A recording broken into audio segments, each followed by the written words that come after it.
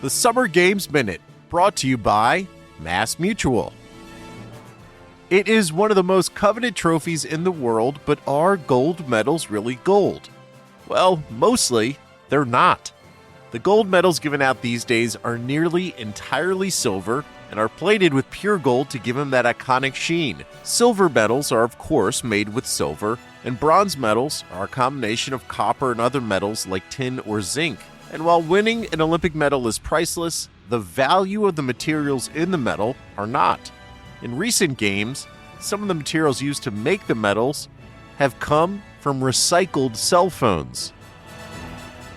Mass Mutual celebrates women's sports history and understands the nuances in how women want and need to manage their finances. With quality product solutions and guidance, a Mass Mutual financial professional can help you plan for both short-term and long-term money goals. Learn more and get started at massmutual.com.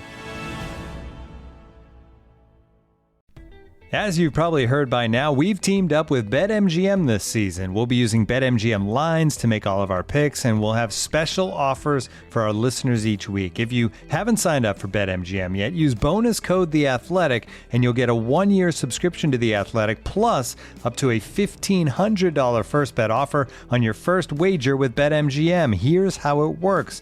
Download the BetMGM app and sign up using bonus code The Athletic. Make your first deposit of at least $10. Place your first bet on any game and claim your voucher for a 1-year subscription to The Athletic. See BetMGM.com for terms. U.S. promotional offers not available in D.C., Mississippi, New York, Nevada, Ontario, or Puerto Rico. Gambling problem? Call 1-800-GAMBLER. Available in the U.S. Call 877-8-HOPE-NY or text HOPE-NY 467-369 in New York. Call 1-800-NEXT-STEP in Arizona. 1-800-327-5050 in Massachusetts. 1-800-BETS-OFF in Iowa. 1-800-270-7117 for confidential help in Michigan. 1-800-981-0023 in Puerto Rico. First bet offer for new customers only in partnership with Kansas Crossing Casino and Hotel. Don't forget, if you haven't signed up for BetMGM yet, use bonus code The Athletic, and you'll get a 1-year subscription to The Athletic, plus up to a $1,500 first bet offer on your first wager. Ryan Reynolds here from Mint Mobile. With the price of just about everything going up during inflation, we thought we'd bring our prices down. So to help us, we brought in a reverse auctioneer, which is apparently a thing.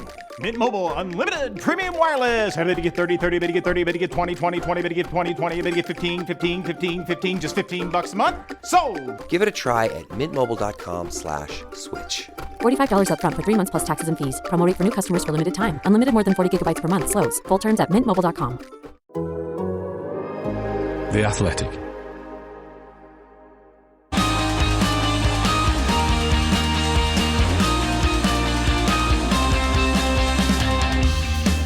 The race is on, and Audi has signed veteran Nico Hulkenberg for 2025 and beyond. So what does that mean for the driver market? And with talk of Adrian Newey intending to leave Red Bull, how seismic an impact could that have on Formula One? I'm Edd Straw, and joining us to tell all are Mark Hughes and Ben Anderson. Well, Mark, welcome back. It's been a quiet week, hasn't it, again? Since China, nothing much going on, nothing much to talk about. Yeah, just everything, all at the same time. It's just some film like that, isn't it? Yeah, everything, everywhere, all at once. Yeah, the Oscar winner. Yeah. That's what it's been. That's what it's been like the last 24 hours, isn't it? That's just what you need. And Ben, obviously, you've been coordinating a lot of this at base, so similar sort of experience, just a slightly different perspective. Yeah, bleary-eyed days stretching into the night and then early starts. But this is what we like. You know, China was a pretty humdrum Grand Prix for storylines, and that makes the gap between one race and the next a bit daunting. But Red Bull is the gift that keeps on giving off track this season, and obviously, you know, Audi moving in the driver market gives us all something to talk about. So hooray for that. Exactly, yeah. Red Bull and Audi actually doing quite a lot of heavy lifting in terms of what's going on in F1. So that's given us plenty to talk about in this one. Well, let's get on with it though, Mark, because Sauber has signed Hulkenberg. It describes it as a multi-year deal. So he's there for 25 and beyond. I guess it's a 2+1 contract. That's normally the way it is. So with an option perhaps for 27 or beyond. So what do you make of that signing? Yeah, it's been in the offing for a while, hasn't it? But they've decided to go early with the confirmation and given everyone plenty of notice. It effectively spells the end of Joe Guanyu's time there, doesn't it? And I guess Valtteri Bottas could yet stay, but that all depends on whether Carlos Sainz accepts what we understand to be a firm offer to go there, which would be alongside Hulkenberg. So that tells us they're prepared to let Bottas go and wanted Hulkenberg more than him. Now, is that because of nationality? Is he a better marketing fit? Possibly, I don't know. But I just argued on the website that I don't really see Hulkenberg as an upgrade on Bottas. They're fairly similar in caliber, I'd say, but different strengths and weaknesses. I'd say Bottas actually has more strings to his bow, even if Hulkenberg can be incredibly fast over a qualifying lap. But in terms of how they work the tyres, which is absolutely the core of a driver's effectiveness in current F1, Bottas is better.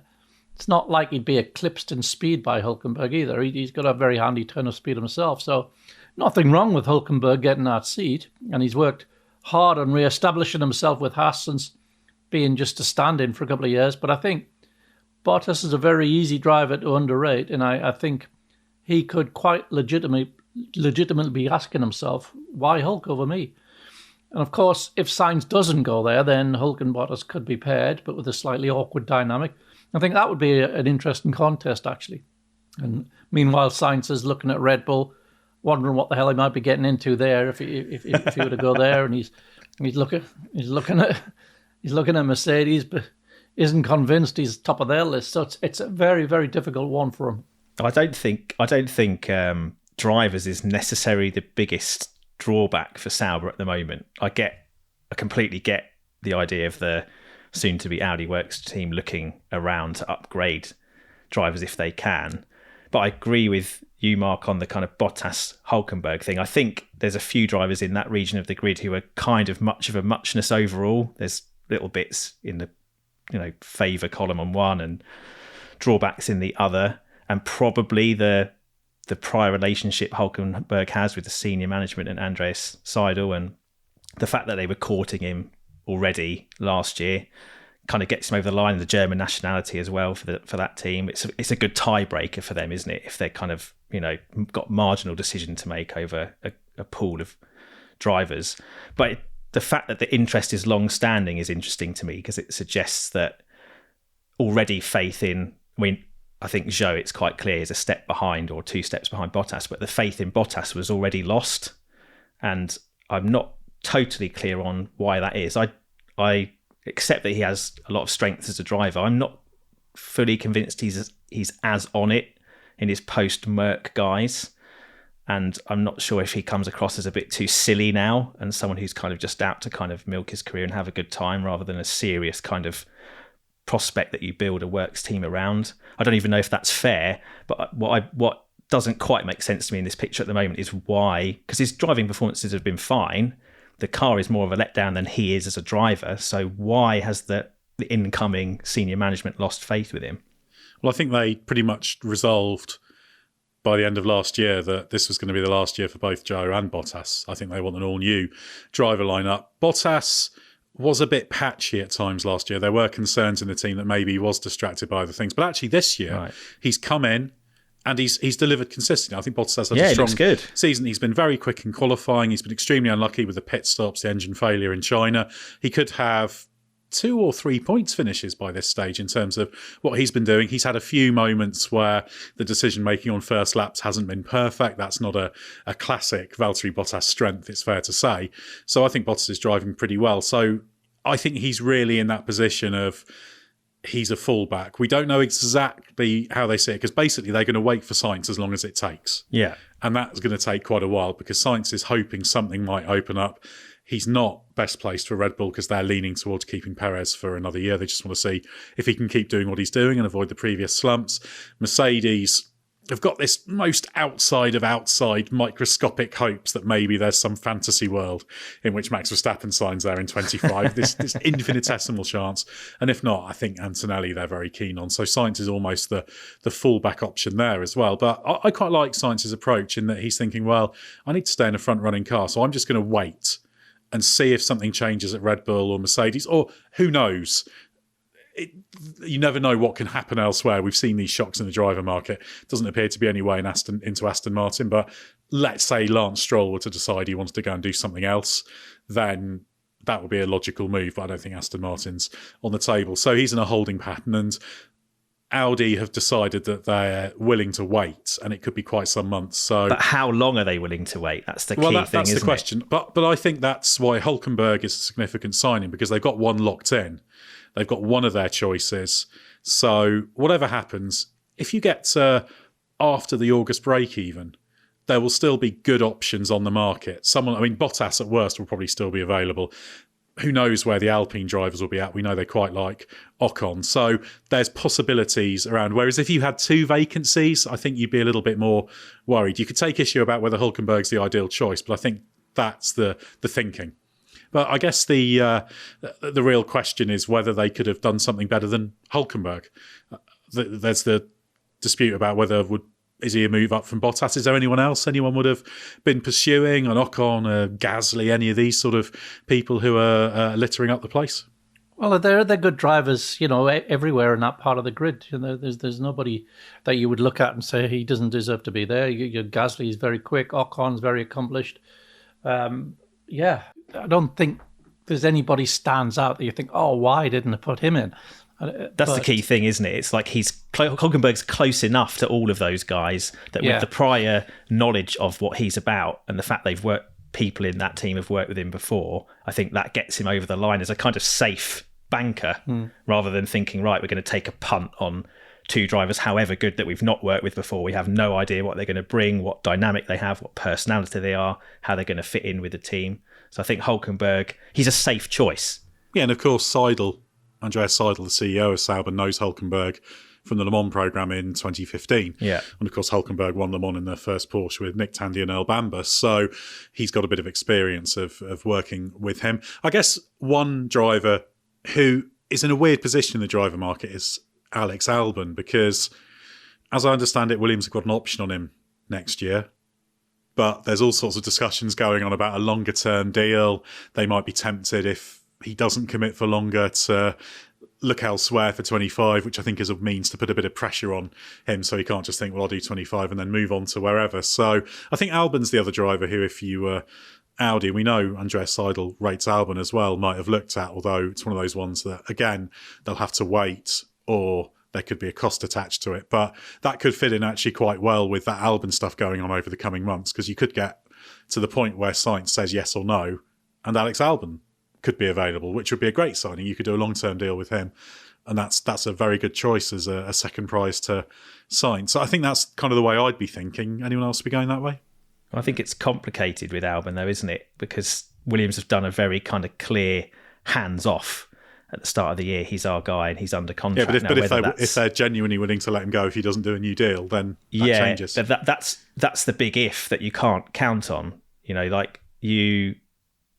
It's a complicated, potentially expensive way to go unless there's some way that Albon can lever himself out of that deal himself. If Williams don't pick up the option, because it is their option to pick up. But they're only going to get rid of Albon if they can find an equivalent driver to replace him, right? Because they're in a weak position in that they've got one driver who's absolutely underperforming and they need to get rid of, let's be frank, next season. And then they've got one guy who's really good that they want to build around but doesn't necessarily really want to be there.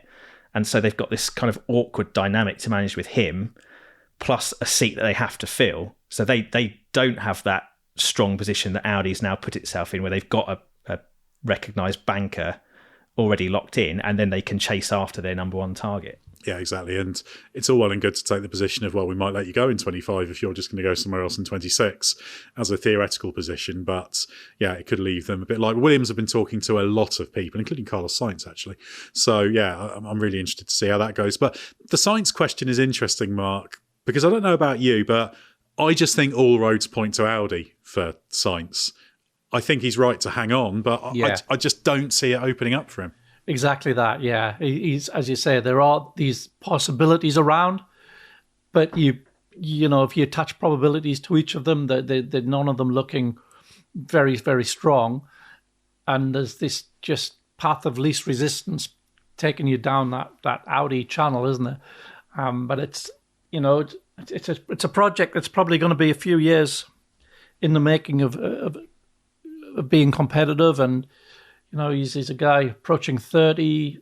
You know, he really needs to building on the momentum that his Ferrari season has I'm giving him. So, yeah, he's not in an He needs to be in a position. top seat, doesn't he? Yeah, absolutely. And he belongs in a top seat, I think. It's sort of ludicrous that he's not really a first option even for the second seat of two teams that have a vacancy in theory. Yeah, it's just the way the dynamics work and then how teams are built around, drivers. So to just slot them in, at Red Bull, it wouldn't necessarily be a straightforward thing.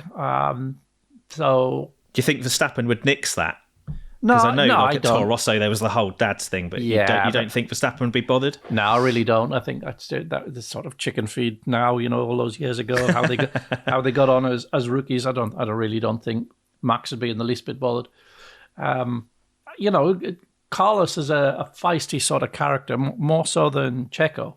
Yeah, and he's intrinsically quicker than Checo as well. So it would put a bit more pressure on Max. I don't think he would be a threat to Max, but I think he would be able to on certain days he'd be able to take it to him. Yeah. But I really don't think Max is worried about that. He's even said it once, didn't he? He said, I don't care who comes here, they'll be finishing behind me, so it doesn't really matter. Just it's arrogance, but it's very well placed. But it's a really interesting scenario, or difficult scenario, really, for Sainz, because Red Bull, management-wise, I think they like the idea of Perez as a line of least resistance 2025 teammate. All things being equal, they should still be the dominant team, certainly the leading team in 25. And then in 26, all bets are off. So it feels like Perez is the convenient driver for 25. Then they take someone for 26. So Sainz is a bit unlucky in that he's a little bit out of alignment with that particular one. And of course... But that bit I don't really understand either, because if you're trying to get lined up for 26, surely you would want to have your drivers in place in 25, so you have a run at that year when everything else changes around you. I mean, okay, Sainz is not a new driver to them, but he would be a new guy in terms of the current dynamic in the lineup. So. But not if Sainz isn't the person you want for that necessarily, well, or yes, you that's consider a good an point, option. yeah. And that seems to be the problem. There's interest in Alex Albon, certainly. He's a possibility for that, definitely, and they might see him as the slightly more easy internal choice. And of course, remember, Sainz forced his way out of Red Bull. Yeah, and that's true. There are certain people there. I think Helmut Marko certainly remembers that. Long very, memories. Very well. Exactly, yeah. In terms of, obviously, he very proactively forced himself out during his third Toro Rosso season. And there was that whole thing about, I've been at Toro Rosso too long, and he was quite uppity, wasn't he, at that point, about feeling like his career was being suppressed. Exactly, so there might be a little bit of history there that counts against him. But it's just a bit annoying for Sainz because he ends up being the second or third name on the list of everyone and the first name on the list only of the team that, let's face it, he hasn't said this, but he doesn't want to go to Audi. Not yet. No. He might think, well, do you know, in 27, 28, when they've proved themselves, maybe that's the time to go. But we can all have a certain degree of faith in Audi. We know they'll take it seriously, but that team's got a long way to go. I don't know what you make of Sauber, Mark, but it feels like it's not just going to turn up in 26 as Audi and everything will be great. That's quite a long pathway to actually being in a position to win. It feels like 28, 29 more than 27. Yeah, it's only recently sort of begun building on what's the foundation of a very small team. And, everything's relative, of course, but compared to the top teams.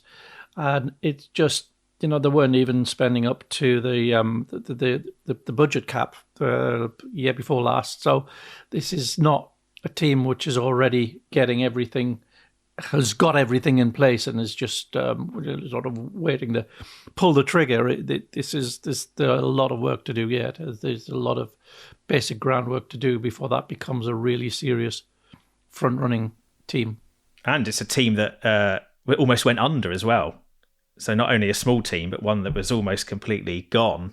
Yeah. And can you imagine a guy, driving as well as Sainz is, the form he's in, the success he's enjoyed at Ferrari, having to endure one of those joke pit stops? Like I can't see how you can so quickly switch your mindset from where he is to being in that kind of environment where there's so much work ahead, and you'd have to commit to basically as long as Alonso's committed to Aston Martin, if we have to believe his kind of longest ever contract spiel. Like it's so much time and no guarantee. if Sainz goes to Audi, he's really got to be all in on it. And I think he would be, but it's not necessarily something you'd want to do. I think before we move on, it's worth briefly a tip of the hat to Nico Hulkenberg, though, because it's astonishing, really, because he walked away from F1. You're not wearing a hat, Ed. So no, you I'm can't not. do I'm that. not. I'm barely wearing any hair with my my level of baldiness. But yeah, obviously, when he was dropped by Renault, there was no obvious F1 future. He had those few years in the wilderness, kept doing well when he had those odd stand-in appearances. But not only did he get these 2 years with Haas, and he's doing very well this year, and he did what he could last year in limited equipment, but he's turned that into a works drive. Okay, Audi's not your first choice of factory team, but he's going to get 2 years out of that at least, maybe a bit more. It's a remarkable second career for a really interesting driver who obviously never came close to delivering on those high expectations, but it shows a certain level of determination that he's managed to make this second F1 career work for him. If he gets four full seasons out of his return or more, that's remarkable. So I guess Bennett does say that Hulkenberg does have an amount to offer. He's not a perfectly rounded driver by any means, but he's got enough to be this driver who 208 Grand Prix starts he's got now. He's going to be well past 250 by the time he's finished. Yeah, I've been impressed with him since he came back. I always felt that he would suit this generation of cars a bit better than the ones that were slightly worse on the Pirellis, let's say. I know it's still tyre management dominated, but it's not maybe quite as extreme as it was, when he was in Force India and pretty much neck and neck with Perez. I think he's fundamentally pretty fast as well, and so he gives you a really good reference. And I feel like that the enforced break he had, this is not a particularly new narrative, but the enforced break he had, and the fact that he didn't just give up on it and he kept himself around and tried to get back on the grid and was hungry to go to Haas when it became clear that Ricciardo wasn't interested in dropping from McLaren to that team. That's served him well. He seems to have a bit more. I mean, obviously all drivers are determined, but he seems to maybe appreciate it a bit more now that he's kind of lost it and got it back again, and is making a lot more of it, but also perhaps without the pressure that you get from having ground away consistently for years and maybe had doors closed off and you resent certain teams and certain opportunities passing you by. He's in that kind of phase, a bit like Kevin Magnussen, where it's like a bonus second career that you never expected to have. And you can just kind of drive freely in that knowledge. Yeah, and he's made the most of it. And I guess the mindset's very, very different. He's kind of a jobbing professional racing driver at this stage. I think he knows he's not going to be world champion. Probably no F1 driver would admit that. But he knows what his place is, and he's made the most of it. So all credit to him. We love talking stats here at The Athletic. Here's one that's super simple to remember. Discover automatically doubles the cash back you've earned on your credit card at the end of your first year with Cash Back Match. That means with Discover, you could turn $150 cash back to $300. That's right. You could put it towards some memorabilia you've had your eye on or treat yourself to a premium sports network. You earn and Discover doubles. See terms at discover.com/creditcard. We'll get back to the pod in a moment, but first of all, let me tell you about Grammarly. Email, Google Docs, Slack, you write across multiple platforms and places during your workday, so delivering consistent, high-quality communication everywhere is key. Grammarly is an AI writing partner that helps you get work done faster with high-quality writing for better projects, proposals, presentations, and more. Best of all, Grammarly works where you work, so you can get more done no matter what tools you use. As a journalist and podcast host, I'm constantly writing and rewriting copy and drawing up scripts. It's part of the job, and Grammarly helps make it faster. It's got some really cool features like tone suggestions to help you strike the right balance between direct and friendly in work emails. Plus, Grammarly has a ton of other great features like advanced spelling, grammar, punctuation, and conciseness suggestions to ensure your writing is professional, mistake-free, and clear. Get AI writing support that works where you work. Sign up and download for free at grammarly.com/podcast. That's GRAMMARLY.com/podcast. Easier said, done.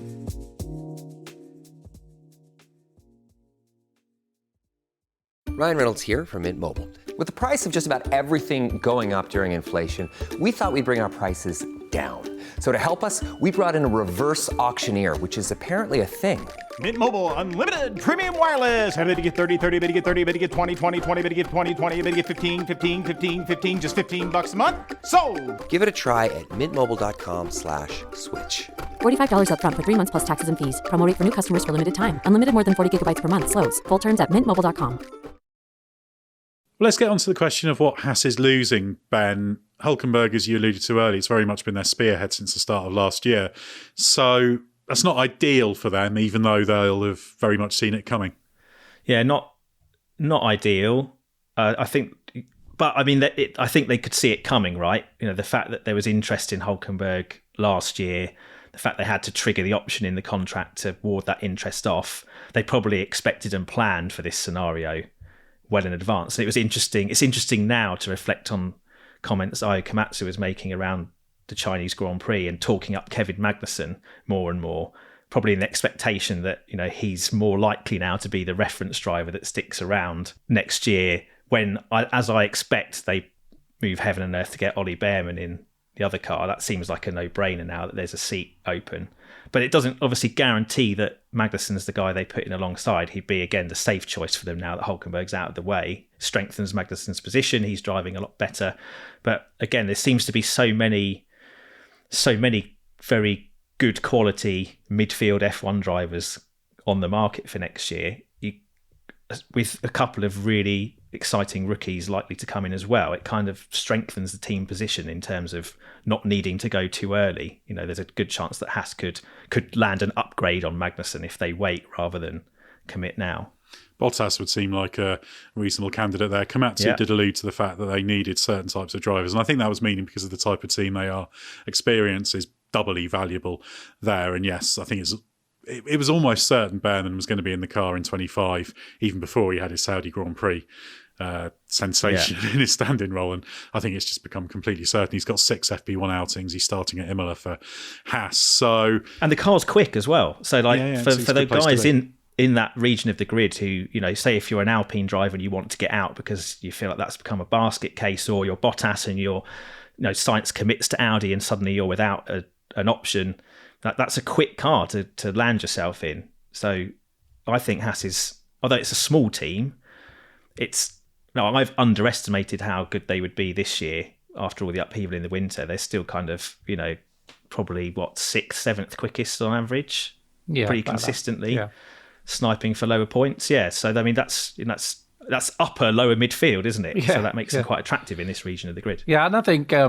Hulkenberg's value to them was particularly marked last year in a car that behaved as it did. You know, it really did require it to be taken by the scruff of the neck in qualifying, and it wasn't a style of driving that Magnussen was very comfortable with, but he maintained all along, as soon as he fixed his car, I don't expect to be trailing Nico anymore. You know, and that's played out this year. The car's better, and Kevin's a lot closer to Nico in performance. Yeah, the interesting question will be with Magnussen whether they feel that they can get a driver who's that little bit quicker and maybe who's a bit more rounded off track. Magnussen's a nice driver to have around in Formula One. He's an exciting driver. He's interesting. He's not necessarily super rounded in terms of what he offers, although Komatsu has said his work ethic and approach in industry has been a step up this year as well, so he's definitely in the hunt. But yeah, he's out of contract, isn't he? It's like Bottas. You pull your finger out when your career's on the line. but I can see them thinking if there's someone who's free, be it a Bottas or an Alpine driver or someone like that, someone with experience who they might consider an upgrade, they might well take. But I think we can say Mark Behrman's a shoe-in, isn't he? And he's going to be the anticipated spearhead aside from the inevitable rookie ups and downs. Oh yeah, as you said, he's clearly going to. That's the obvious slot for him that for Ferrari to put him into, academy driver, and I think he'll adapt seamlessly to that, and we'll see a very exciting talent in that team doing some quite exciting things, I'm sure. Does anyone see a home for whichever of Tsunoda, Ricciardo or Lawson if they decide to completely stick with the same lineup they've got now? Does anyone see a home for one of the ousted one of those drivers in this group somewhere? It's possible, isn't it? I don't think Haas will look at a Ricciardo or a Tsunoda or a Lawson. To be honest, I think Tsunoda will probably stay whatever happens at RB for one more year. But it'd be interesting because it'll just be another couple of potential, another one potential candidate in that pool. So, yeah, I don't see any making a really compelling case, but I don't know. What do you reckon, Mark? Not on current form. I think I agree. I think there's Tsunoda's pretty rock solid there at that team at RB. This question of whether they go with Lawson, Ricciardo, and therefore who's on the market, which are we saw first 4 races. You would have said that things were looking very bleak for Daniel, but in China we saw the old Daniel, a glimpse of the old Daniel. So let's see how that progresses, and if he can pull something out of that, or whether that's just going to be a blip in an otherwise unremarkable season. But that I don't think they're going to be, whoever's not chosen, I don't think there's going to be a lot of demand for them outside of RB. No, that's interesting because it could, in theory, loop back round. Like we talked about Williams and the fact that, I talked about Williams and the fact that they're a bit more exposed because they have at least one seat they definitely have to fill or definitely have to upgrade realistically. And that just produces one other potential option that they could look at, because you could objectively say even Ricciardo not at his best, or Lawson based on the 5-race cameo he did, would be an upgrade on Logan Sargent. So that kind of strengthens Williams' position again.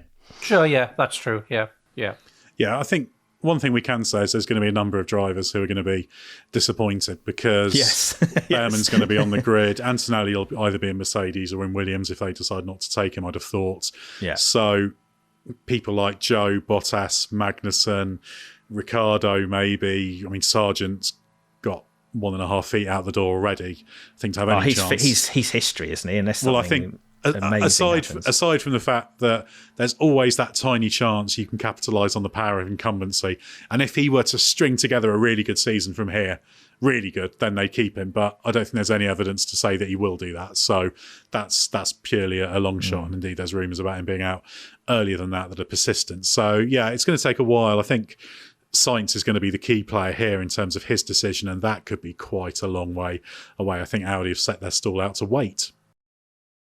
Well, let's move on to the big source of speculation, because, Mark, there have been some huge headlines about Adrian Newey this week. So what exactly do we know about his apparent intention to leave Red Bull, and where could he be headed? I don't necessarily think he is headed anywhere. Or put it another way, I don't think his motivation for leaving is because he wants to go to Ferrari or he wants to go to Aston Martin. I think more than either of those things, he wants to leave Red Bull, even if that means not going anywhere. I think that's his first priority. This is a personal decision more than a professional one. I think he's uncomfortable with the controversy around Christian Horner and uncomfortable being associated with it. And don't forget, the employee at the centre of the allegations that surround Horner was Newey's PA as well as Horner's.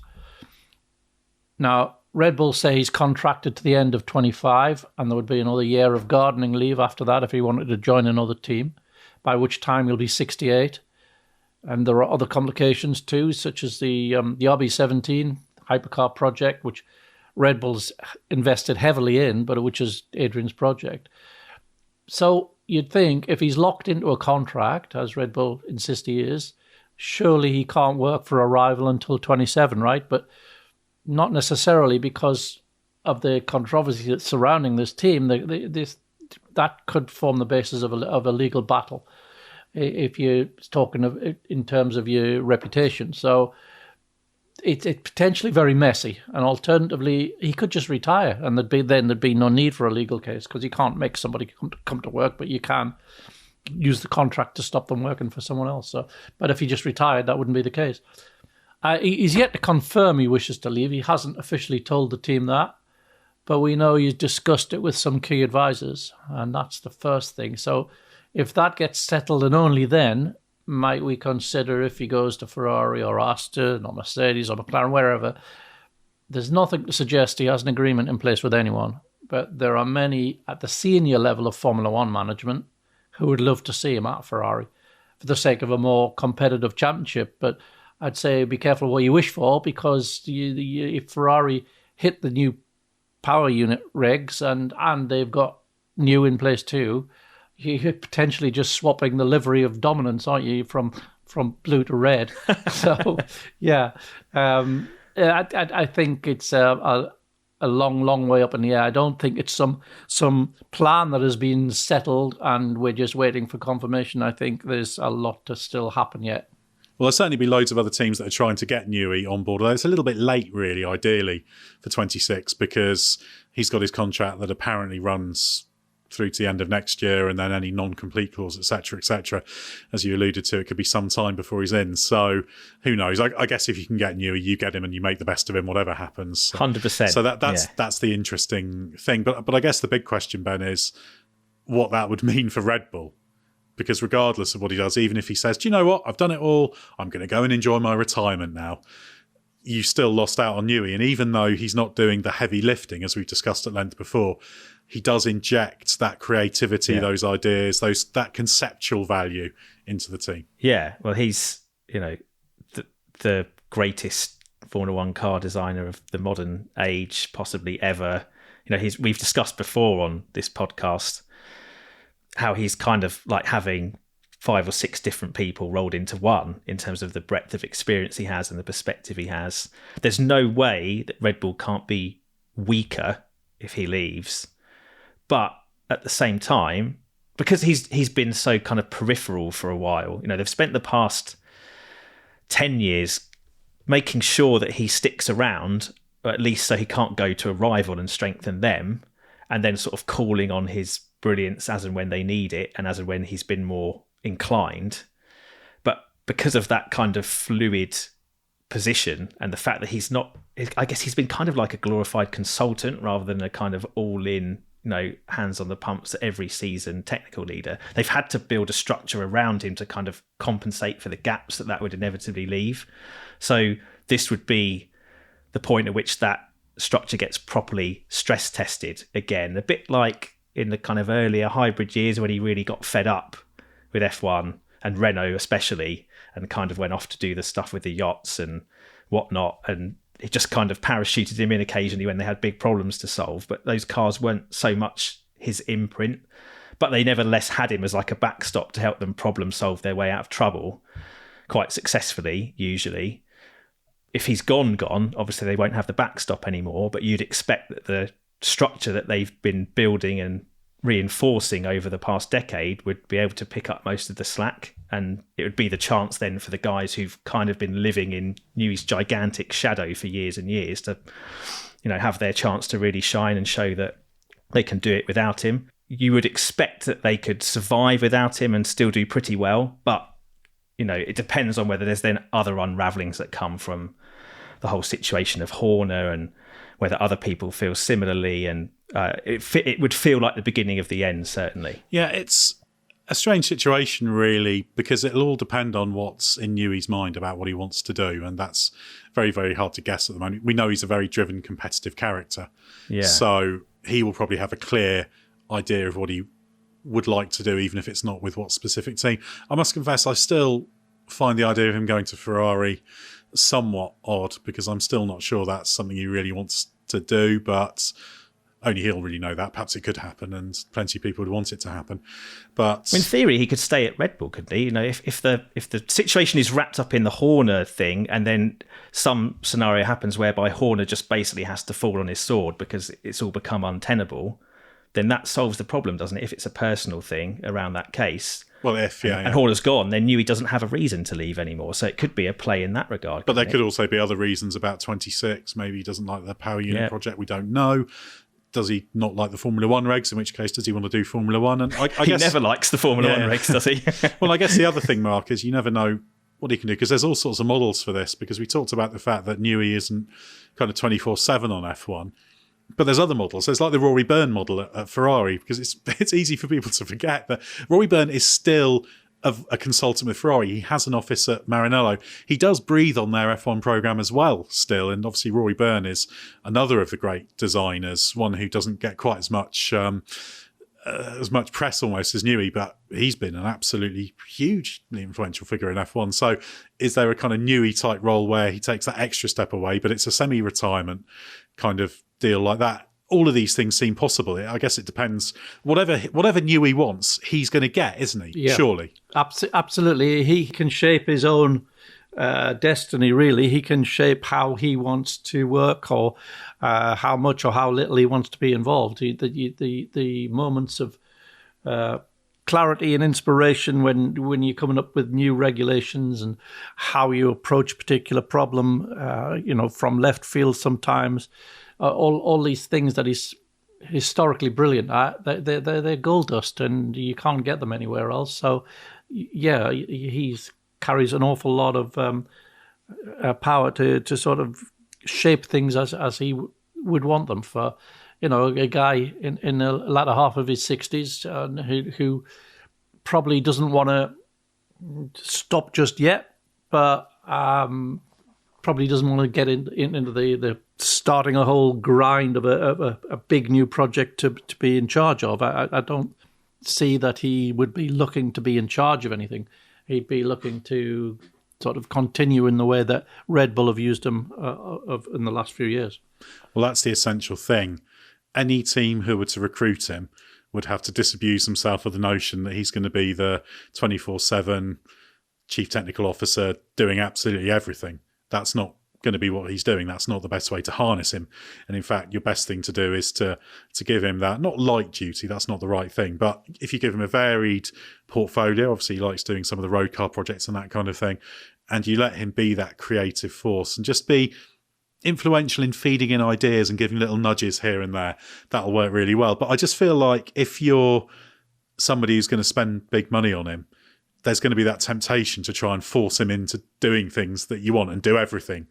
So, I don't know. And of course, if you build a job around what someone else wants to do, you run the risk of something that doesn't necessarily work for your team. There's some examples from the past at Ferrari with John Barnard, with the two occasions where they tried to have him based in the UK, etc.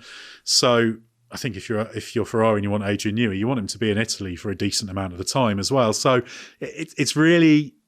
It's a huge question for me, Ben, exactly what he wants to do. Maybe he doesn't know what he exactly wants to do and he's waiting to see what's out there, because although people are always trying to recruit him, this is a slightly different thing. If it's out there that people know he's available. So there'll be this renewed frenzy from absolutely everywhere to try and get him in. Maybe even Mario Andretti will be on the phone. He used to race engineer Mario Andretti. Yeah. Imagine if Andretti could get Adrian Newey in. Don't think it'll happen, but what a gambit that would be. Is that the extra added value that Formula One would want to see? I'm not sure. But I mean, of course, the sharks will circle. Everyone will want a piece of Newey. Obviously, not everyone will be able to offer the same type of thing. The bigger teams like your Ferraris and your Aston Martins with road car arms attached could, in theory, offer some of that, left field project stuff that we talked about, whereas, smaller racing teams like Williams, I mean, romantically, I'd love to see him go back to Williams and turn them around. But they wouldn't offer much else around that.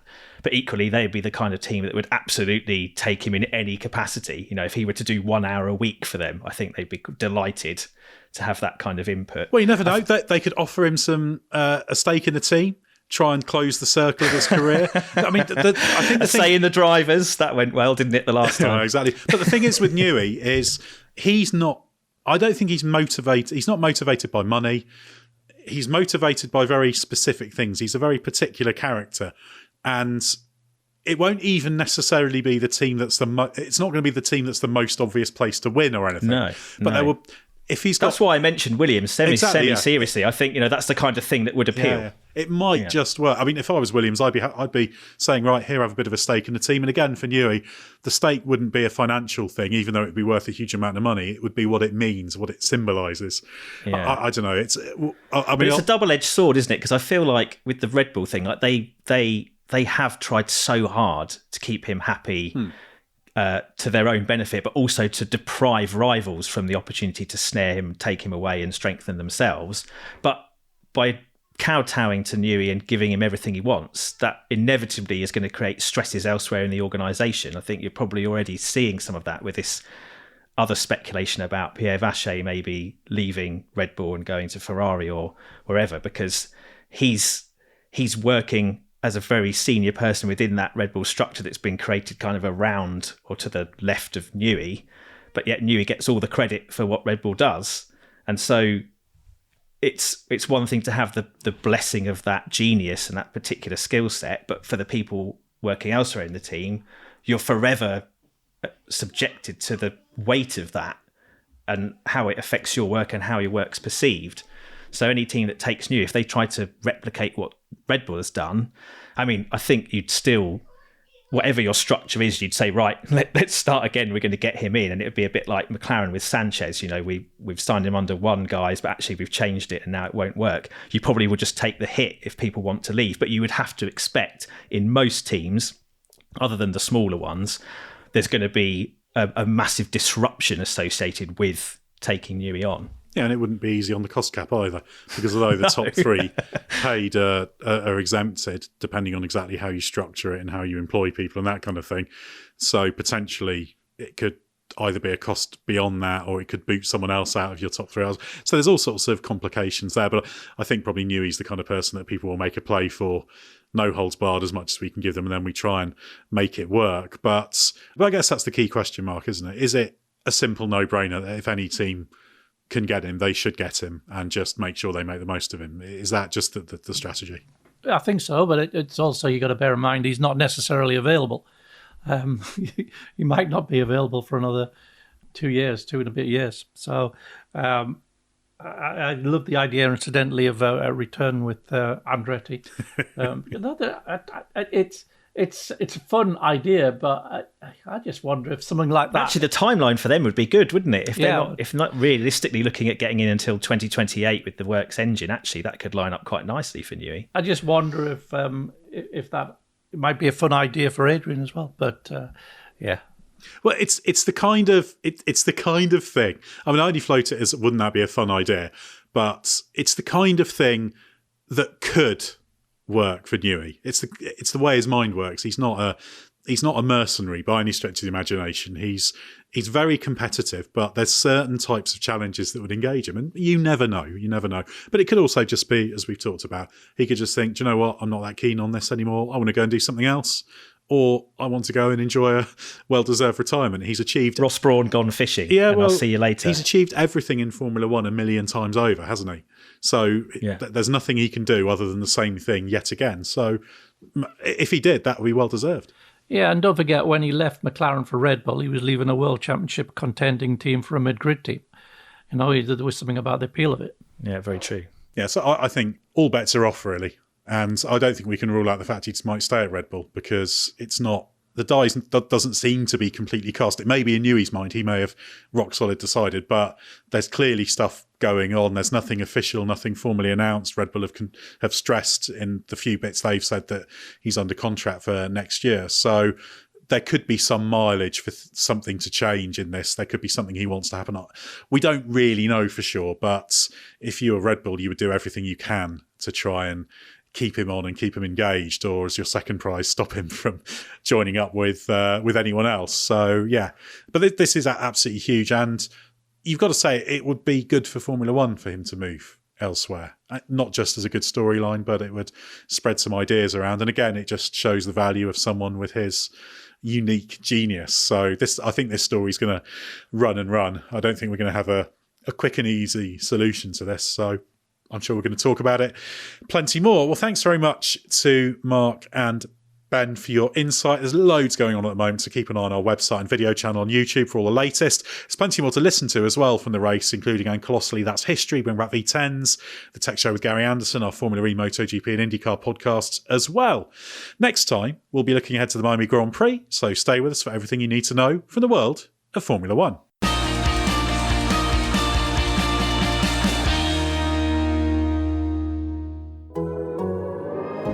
The Athletic.